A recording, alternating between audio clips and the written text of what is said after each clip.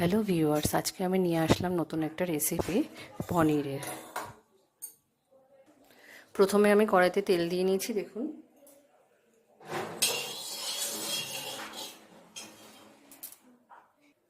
এরপর আমি এতে দেবো গোটা গরম মশলা।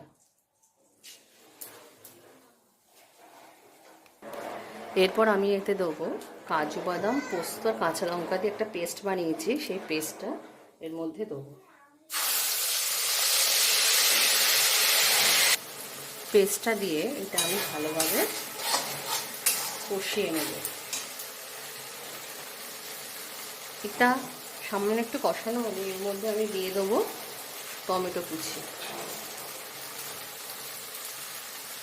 দিয়ে আমি ভালো করে মিশিয়ে নেব। এরপর আমি এতে দেবো জিরের গুঁড়ো সামান্য পরিমাণে, দিয়ে মশলাটাকে ভালো করে মিশিয়ে নেব। এরপর আমি এতে দেবো 5টা কাঁচা লঙ্কা গোটা, দিয়ে ভালো করে মিশিয়ে নেব। এরপর আমি এতে দেবো সামান্য হলুদ। এরপর আমি দেব সামান্য লবণ, অল্প করে দেবো লবণ, কারণ আমি পনিরে লবণ মিশিয়ে নিয়েছি, তো এই কারণে। দেখুন মশলাটা আমার কষানো হয়ে এসছে, প্রায় মশলাটা থেকে তেল ছেড়ে দিয়েছে। দেখুন আমার মশলাটা কষানো হয়ে গেছে। এবার আমি পনিরগুলো আস্তে আস্তে ছেড়ে দেবো এর মধ্যে। দেখুন পনিরটা দিয়ে আমি মশলাটা দিয়ে ভালো করে কষিয়ে নিয়েছি।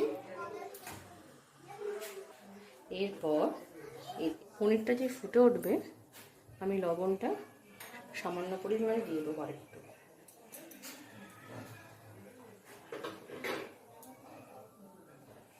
দেখুন পনিরটা ফুটে উঠেছে। এবার আমি এতে মিশিয়ে নেব আমুল ক্রিম। পরিমাণ মতো মিশিয়ে নিয়ে এবার আমি গ্যাসটাকে আস্তে দিয়ে দেবো।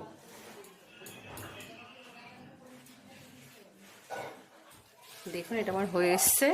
আমি ওপর দিয়ে একটু গরম মশলার গুঁড়ো ছড়িয়ে দিলাম। দেখুন আমার রান্নাটা হয়ে গেছে। আপনারা সবাই বাড়িতে আবার বানাবেন এবং খেয়ে বলবেন কেমন হয়েছে। আর চ্যানেলটাকে লাইক আর সাবস্ক্রাইব করে দেবেন। আজকে আমি আমার ভিডিও এখানেই শেষ করলাম।